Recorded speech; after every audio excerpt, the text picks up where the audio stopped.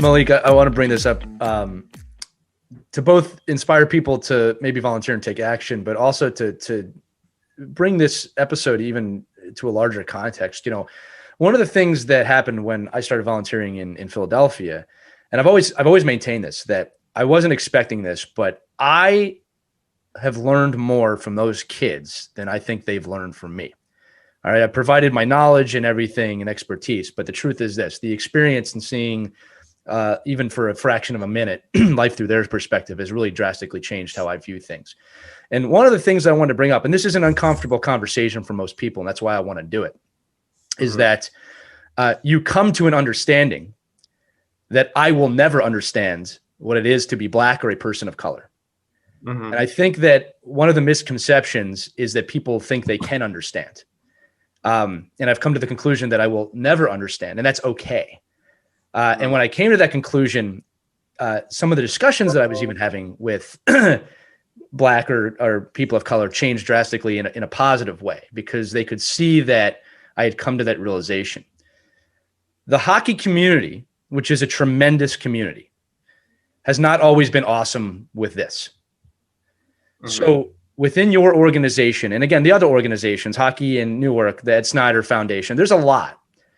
What are some of the things we can do as a hockey community? That's everyone inclusively involved, you know, and also gender too, men and women. What are the steps we need to take together to kind of get past, or at least understand that aspect of it better? Do you know where I'm going with this? Again, it's an uncomfortable conversation. It's almost an uncomfortable question, but we're not having these conversations. And these are the conversations that really need to happen for anyone to move forward. That's a tough question. I wish I could say the game and all this were changing my lifetime, but I really don't think it will. We need to understand. You need to just understand, right? You can't identify like you. I can't identify as you. You can't identify as me, right. But we have to understand. We have to understand, and we have to ask these questions and have these conversations. And we need to see it for ourselves and ask people and talk to them about what they're going through.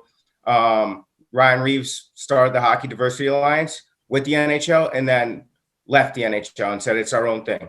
You know, it's very serious. It needs to be done. But I think understanding is the best thing, right? It's not coming to an agreement. It's not arguing. It's understanding and giving it an honest look. People give it an honest look from an unbiased opinion, right? Then that's how we get through this. Give it an honest look from an unbiased opinion, which is not easy because we're human beings and we're all biased. Right. And we all have our preconceived notions. And, you know, I think one of the things that I've never had a problem with this, but it's something I say to people is that boy, girl, Black, white, anything in between, we have to stop qualifying people in that way. It's a hockey player, right? If it's a little girl, it's a hockey player. If it's an African-American, a Latino, it's a hockey player. It doesn't matter, you know, and we come in with preconceived notions. And the truth is this: when you take all the anger or frustration or stress out of the equation and you just see a kid who wants to go outside and play, that can really wake you up to what are we doing here? Right. And I think that within your situation, this is what Ice Hockey in Harlem stands for, right? It's let the kids play.